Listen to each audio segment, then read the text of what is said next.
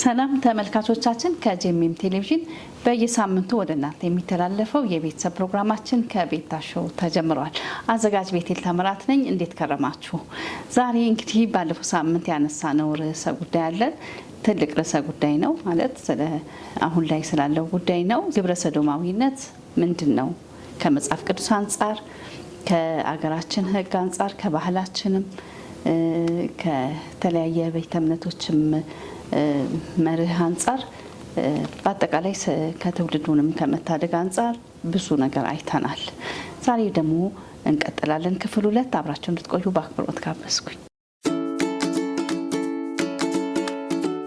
በድጋሚ በጣም አመሰግናለሁ። እንግዲህ ባለፈው ሳምንት ብዙ ነገር አንስተናል። ከዛ የቀጠለ ጥያቄ ነው የምንቀጥለው። ለምንድን ነው ሰዎች ወደዚህ ህይወት የሚገቡት? ወደ ግብረ ሰዶማዊነት ህይወት የሚገቡት ከምን የተነሳ ነው? እንግዲህ የገቡ ሰዎች ደግሞ አሉ። የገቡትን ደግሞ እንዴት አድርገን እንርዳ ብለህ ትላለህ? በጣም አድርጌ አመሰግናለሁ ቤቲ፣ እንደገና ይህንን ለማንሳት እድል ስላገኘን። እንግዲህ በተቻለ መጠን ይህንን በምናገርበት ጊዜ ወይም ደግሞ በምናስተላልፍበት ጊዜ የመኮንን የማውገዝ ሀሳብ አይደለም፣ የመርዳት ሀሳብ ነው። ይሄ ፓስቶራል ኬር የሚባለው እና በተለይ በእንዲህ አይነት ህይወት ውስጥ ያሉ ሰዎችን እንዴት አድርገን እናግዛቸው ከዚህ ህይወት እንዲወጡ የሚለውን ነገር ታሳቢ ያደረገ ውይይት እንደሆነ ለማሳየት ነው። እና ባለፈው ሳምንት መሰረቱን ለመጣል ስንሞክር አንዳንድ ሰዎች መጽሐፍ ቅዱስ አያወግዘውም የሚል ሀሳብ ስላላቸው እሱን በእርግጥ ጠንከር ባለ መንገድ መጽሐፍ ቅዱስ በፍጹም የሚቃወመው ሀሳብ እንደሆነ ነው የምንመለከተው። እና እንግዲህ ባለፈው ሳምንትም እንዳነሳ ነው ወደ ሎጥ ቤት የመጡት ሁለቱን መላእክቶች ስንመለከት ሰዎች ሆነው ነው፣ ወንዶች ናቸው። እና ያ ልምምድ ትክክል እንዳልሆነ በደንብ የተገለጠበትን ሁኔታ እናያለን። እና ከኖህ ጥፋት ጋራ ከተለያዩ ሁኔታዎች ጋራ ስንመለከት አንድ ጊዜም ይሄ ልምምድ ሲከበር ሲደነቅ ተቀባይነት ሲያገኝ መጽሐፍ ቅዱስ ላይ አንመለከትም። ይህንን ባለፈው መሰረት በደንብ ለመጣል ሞክረናል። እንግዲህ ለምንድን ነው ሰዎች ወደዚህ ህይወት እየገቡ ያሉት የሚለውን ነገር ስንመለከት አንዱ የአቻ ግፊት ነው እና የጓደኛ ግፊት። አንዳንድ ጊዜ አንደኛው ጓደኛ በዚህ ህይወት ውስጥ ያለ ከሆነ ጓደኛን ለማስደሰት ተብሎ የሚገባ ሁኔታ ነው እና አንዳንድ ጊዜ በዚህ ውስጥ አንድ ሁለት ሰዎች ካሉ ሌሎችም ጓደኞቻቸውን እዚህ ውስጥ ለመክተት ይፈልጋሉ። ስለዚህ ከጓደኛ ላለመለየት የጓደኛን እውቅና ወይም ደግሞ ጓደኝነትን ላለማጣት ተብሎ የሚገባበት ሁኔታ ነው። ሌላው የማህበራዊ ሚዲያ ግፊቱ በጣም ኃይለኛ ነው እና አንዳንድ በጣም ታዋቂ የሆኑ እነዚህ ስታር የሚባሉ ተዋናያኖች ጌይ ይሆናሉ፣ ያደርጓቸዋል። ከዛ በኋላ የምናደንቀውና ተዋናይ እና ጌይ በመሆኑ መከራ ሲቀበል ሲቸገር ያሳያሉ። ስለዚህ በተለይ የሰው ልጅ የተቸገረን ሰው የተጎዳን ሰው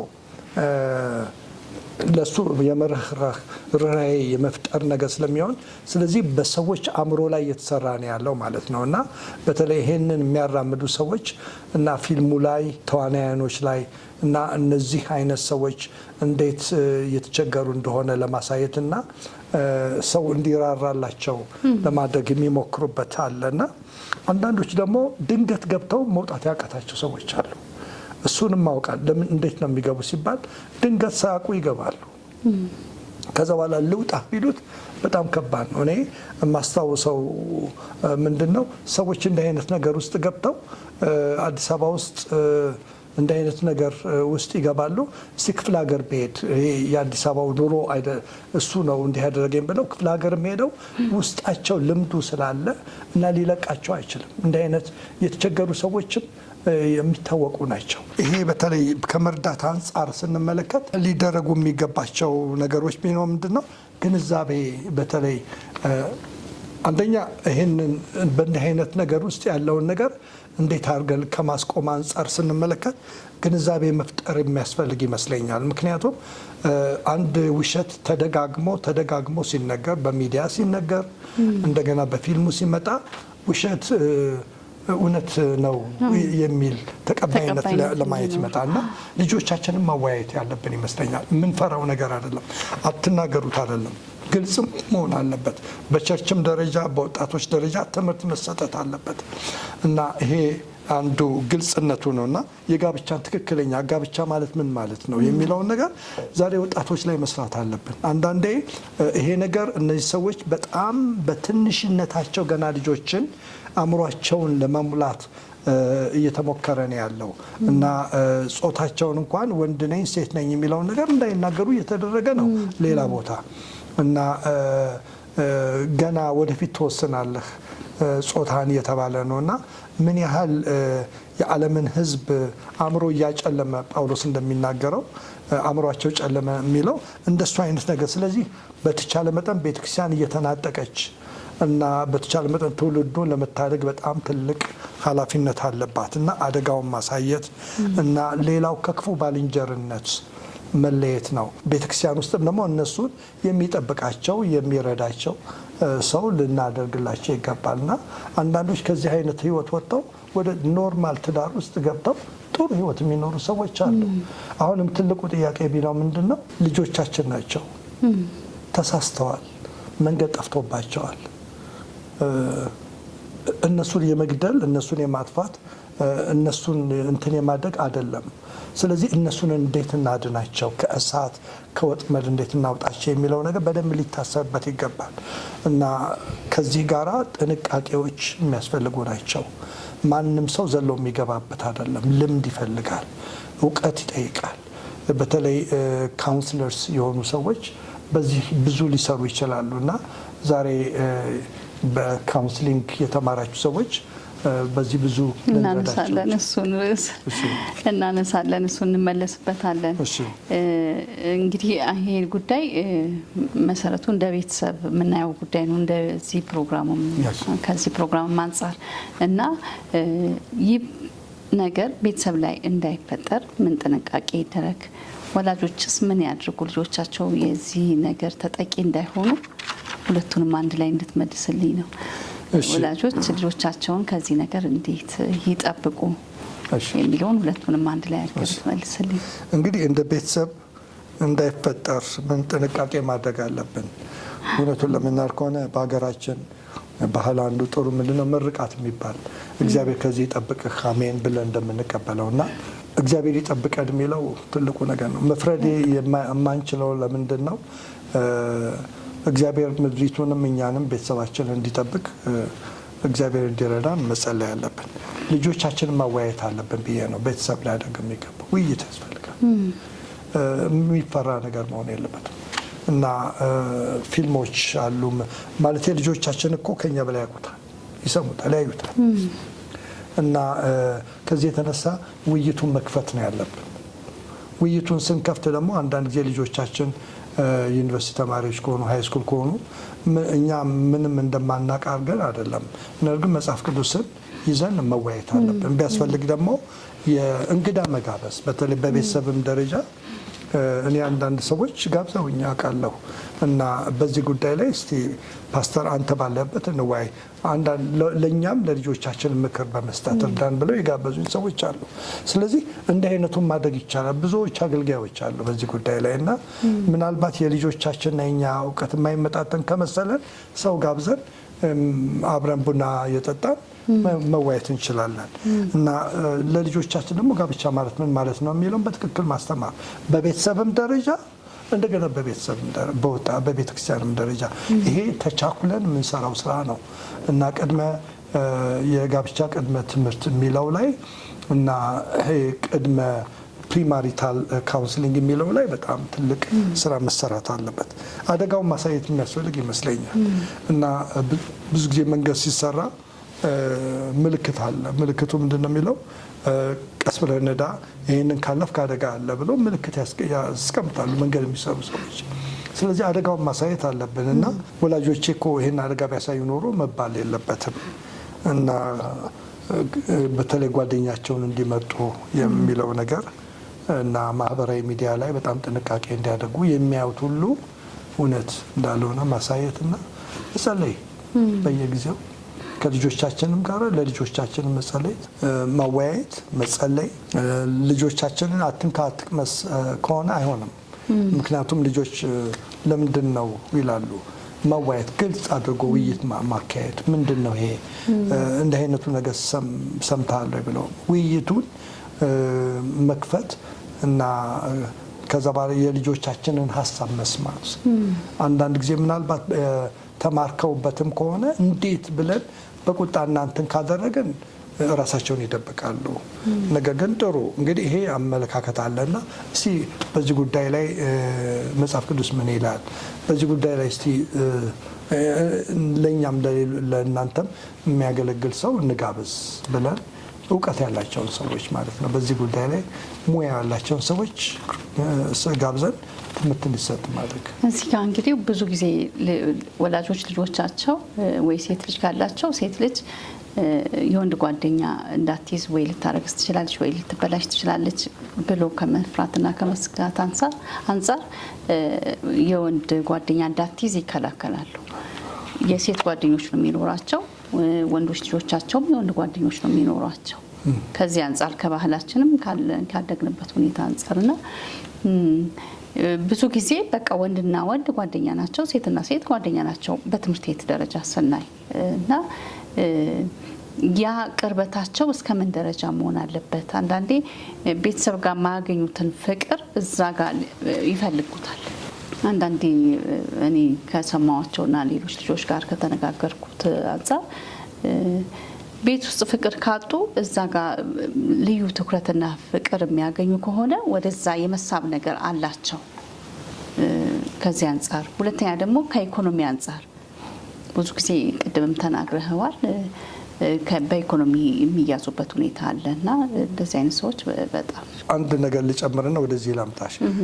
አንዳንድ ጊዜ ልጆች ወላጆች ሲያሳድጉ ምን ይባላል፣ ወንድ ጠብቀው ሴት ከሆነችባቸው የወለዷት ወይም ነው ሁለት ተከታታይ ሶስት ወንዶች ወይም ደግሞ ሶስት ሴቶች ከወለዱ አንደኛውን ልጃቸውን እንደ ወንድ ማልበስ ይጀምራሉ፣ በወንድ ስም ይጠራሉ፣ ሴቷንም አንቺ ብለው መጥራት ይጀምራሉ። ይሄ በጣም በስነ አእምሮ ላይ ትልቅ ተጽዕኖ የሚያደርግ ነው። ወንድን ወንድ ነው፣ ሴትን ሴት ነው፣ አለባበሳቸውንም ሁሉ እና ይሄ እንደ ወንድ በተለይ ራሱን እንዲጠብቅ እና ሁለመናውን እና የምንናገራቸው ንግግሮች ለልጆቻችን በጣም መጠንቀቅ አለብን። ወንድም በወንድ ስም አንቺ፣ አንተ የሚባለውን ነገር ማለት ነው። ሁለተኛው ደግሞ ፊት እንዳችሁ ድሮ በጣም የሚፈራው ምንድን ነው፣ ሴቶች ልጆቻችን ወንድ አካባቢ ላይ በጣም ስንጠብቅ ነው የሚታየው። ምክንያቱም ያረግዛሉ፣ እንደገና ሕይወታቸው ይበላሻል የሚል ነገር ግን ይሄንን ግን እስካሁን ድረስ ማንም ያየው የለም። ስለዚህ ሴቶች ጓደኞቻቸው እነማን ናቸው እና ወንዶች ጓደኞቻቸው እነማን ናቸው የሚለውን ነገር ማለት ነው። እኔ እግረ መንገዴን አንድ ነገር መናገር ፈልጋለሁ እና ዛሬ በጣም ብዙ ፕሮፌሽናል የሆኑ ትምህርት ጨርሰው ስራ ይዘው ትዳር ይፈልጋሉ ብዙ ወጣት ወንጌላውያን የሆኑ እህቶችም ሆነ ወንድሞች። ነገር ግን ቤተክርስቲያን እነሱ የሚቀራረቡበትን በተለይ ተቃራኒ ጾታዎች የሚቀራረቡበትን መንገድ ምንም እያመቻቸን አይደለም እና ብዙ ልናደግ ይገባል። በተለይ ወላጆች ልናደገው የሚገባ ነገር አንድ ሴት ልጃችን ልደቷን በምታከብርበት ጊዜ አጎት፣ አክስት ዝም ብለን ትልቅ ሰዎችን ብቻ መጥራቱ ጥሩ አይደለም። እኔ እንዲያውም ለሌላ ነገር እንጥራቸው እነዚህን ዘመዶቻችንን። ግን እሷ ትምህርት አላት፣ ስራ አላት። ልደቷን ስታከብር በስራ ዓለም የምታውቃቸውን ወንዶችንም ሴቶችንም በቸርችም የምታውቃቸው ወንዶችንም ሴቶችንም ጥሩ ግብዣ አዘጋጅተን እንጥራቸው እና ወላጆችም ደግሞ ሽር ጉድ ብለን እናስተናግዳቸው እና ያኔ ያያሉ እና አንደኛ ለልጃችን ይሄንን ያለው የምንክብካቤ በተለይ እሷም ደግሞ በጣም የምትወደውና የምታከብረው እንደው ይህን ሰውዬ የምትለው ካለ ያንንም ሰው ጨምሮ መጥራት ነው እና ወላጆቿን ሳይ እንዴት እንደሚወዷት እንደሚያከብሯት ሳይ ዋው ጌታ ከዚህ ቤት አታውጣኝ ነው የሚለው ሰው ነው እና ብልሆች መሆን ያለብን ይመስለኛል። እና እኔ ብዙ ጊዜ በጋብቻ ትምህርት የምናስተምረው ለልጃችን የትዳር ጓደኛ በመፈለግ ጉዳይ የቡድን ስራ ነው እና ወላጆች አንድ ላይ የምንሰራው ስራ ነው እና ልደታቸውን ከተቃራኒ ጾታ ጋር ቤት ውስጥ ያድርጉ። እኛ ሁል ጊዜ የምንጠነቀቀው ነግሬሻለሁ እና ከወንዶች ጋር ያለሽን ነው አሁን ተገልብጧል ማለት ነው። ስለዚህ ከወንድ ጋር ጤናማ ግንኙነት ሊፈጥሩ ማድረግ ያለብን ይመስለኛልና ስለዚህ ሴት ጓደኞቻቸው ላይ ማንች እቤት እናምጣቸው፣ እንተዋወቃቸው።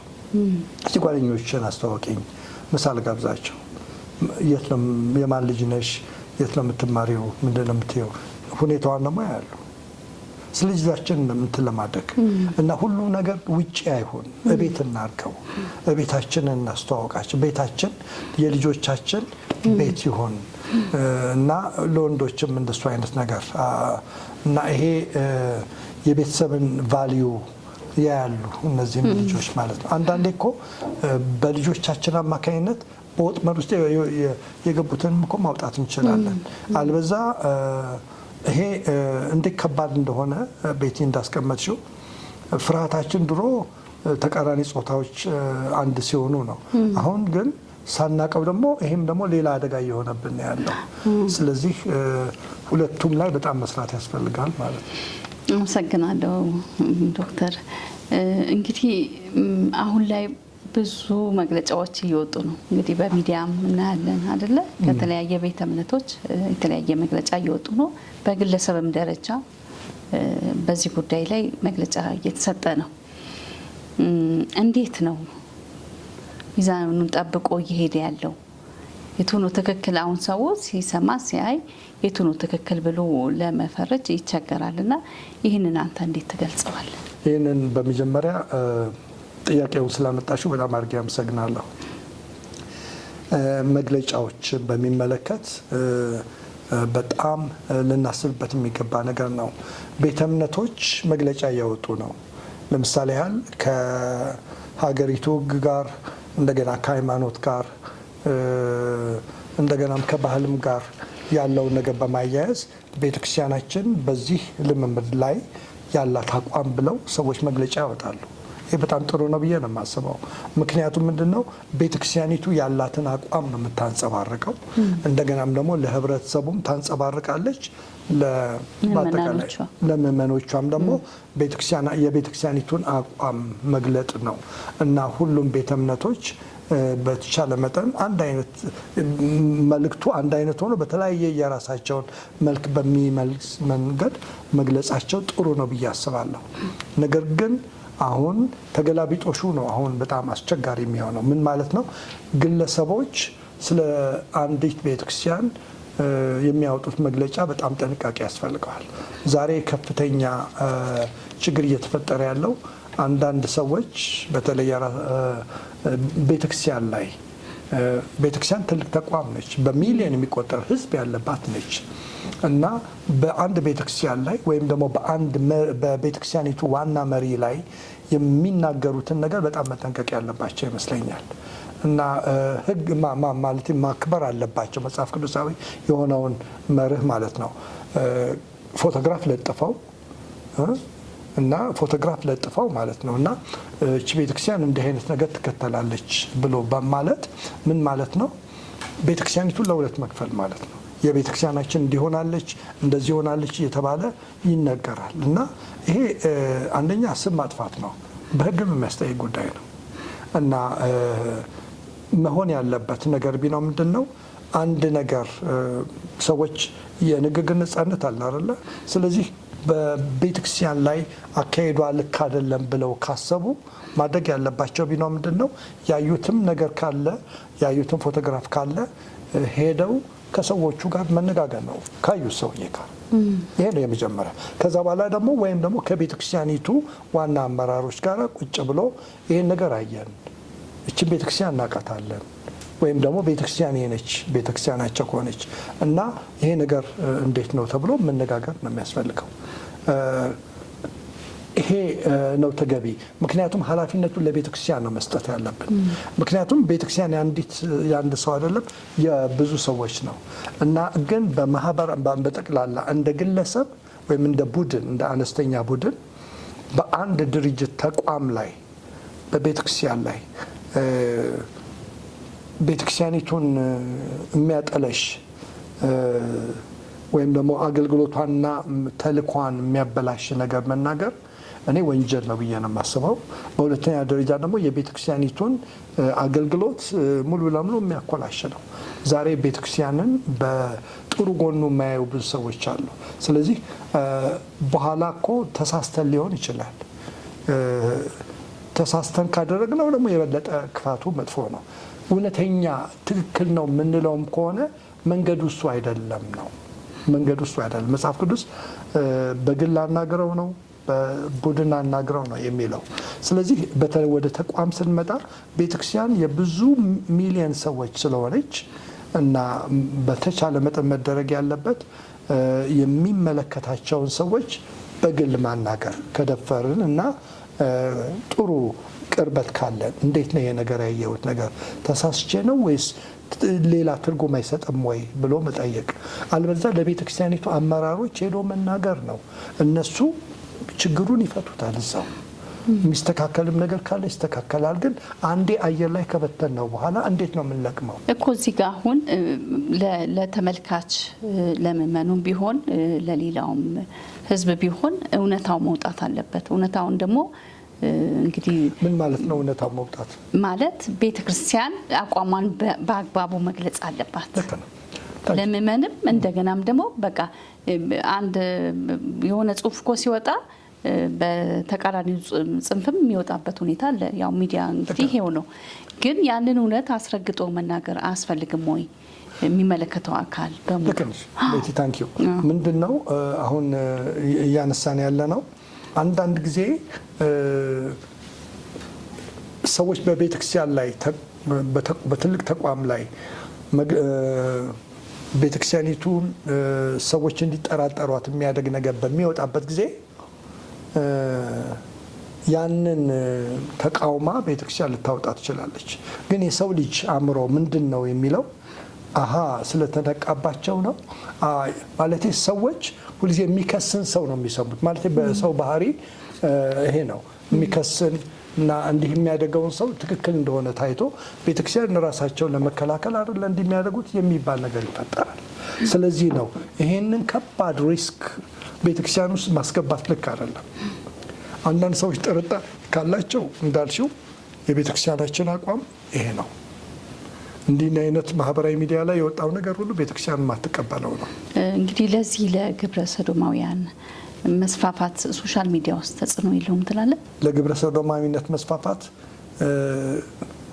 ትልቁ አስተዋጽኦ እያደረገ ያለው ሶሻል ሚዲያው ነው እና ለዚህ የተቀጠሩ ሰዎች አሉ ፉል ታይም የሚከፈላቸው እና ደግሞ ይሄንን እንዲስፋፋ የሚፈልጉ ሰዎች ብር ያላቸው ናቸው እና ሰዎችን ይመለምላሉ። የሚያስገቡበት መንገድ መከተብ ምናምን የሚባል ነገር አላቸው። ሰዎችን እንዲደፈሩ ያደርጋሉ። ከዛ በኋላ ከተደፈሩ በኋላ አንዴ ከገባሁ በቃ ስሜ ከጠፋ ብለው እንዲቀጥሉ የሚያደርግ ነገር አለ። ቁጭ ብለው ደግሞ ይሄንን የሚሰሩ ሰዎች አሉ። ቁጭ ብለው እና የቤተክርስቲያንን ስም የግለሰብ ስም እንዲጠፋ ለማድረግ ይሞክራሉ።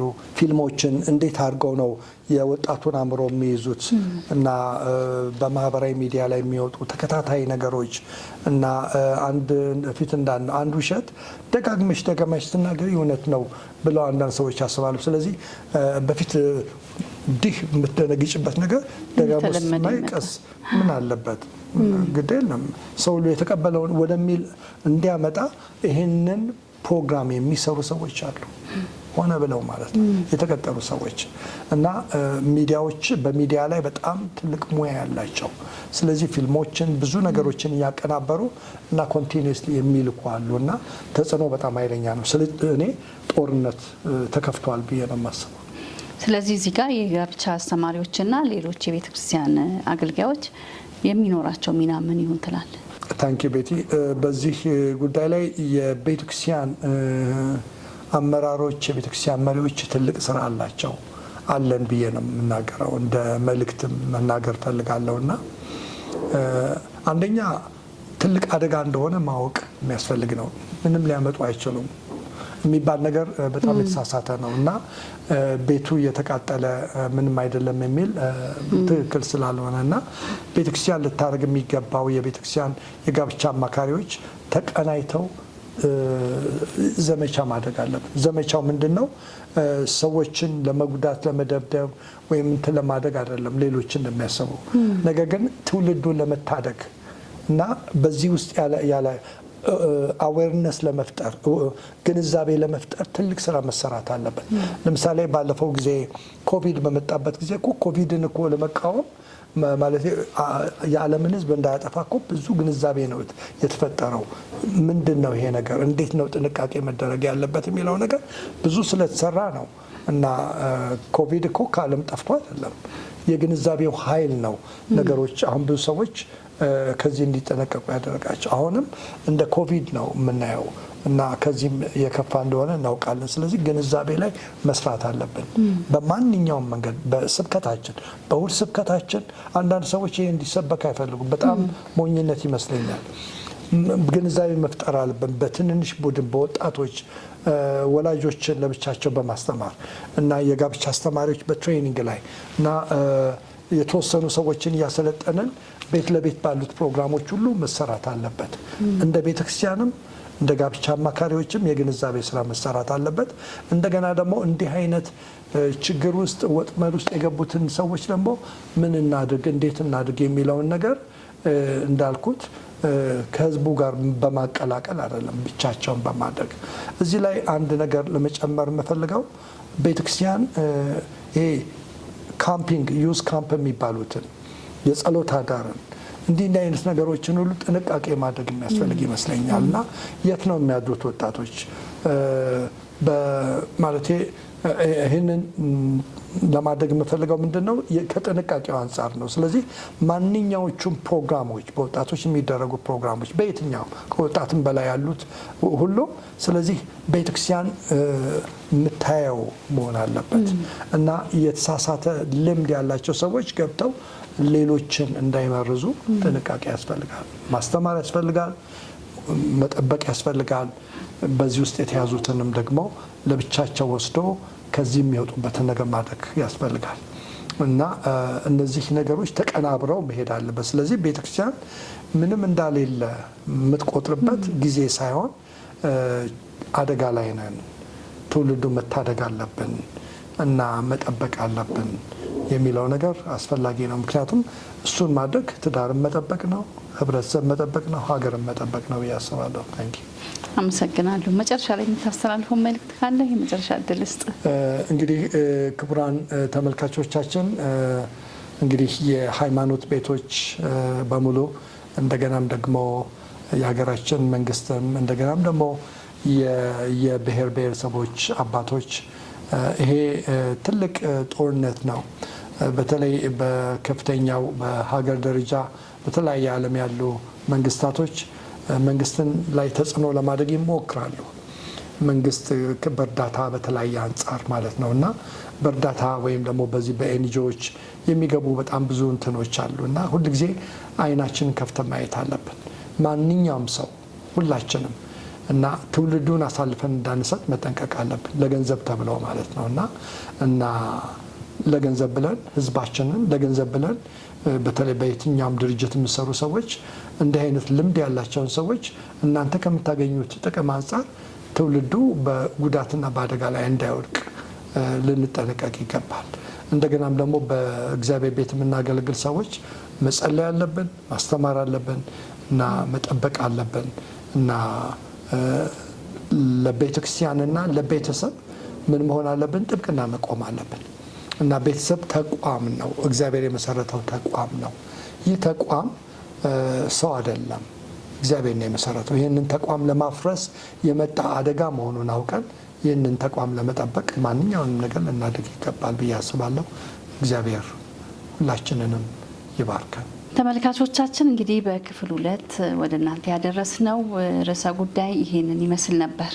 እንግዲህ ይሄ ሰፊ ርዕስ ነው፣ አያልቅም። ብዙ እናወራበታለን፣ እንማማርበታለን። እስካሁንም ደግሞ ብዙ ትምህርት እንደወሰድን ተስፋ አድርጋለሁ።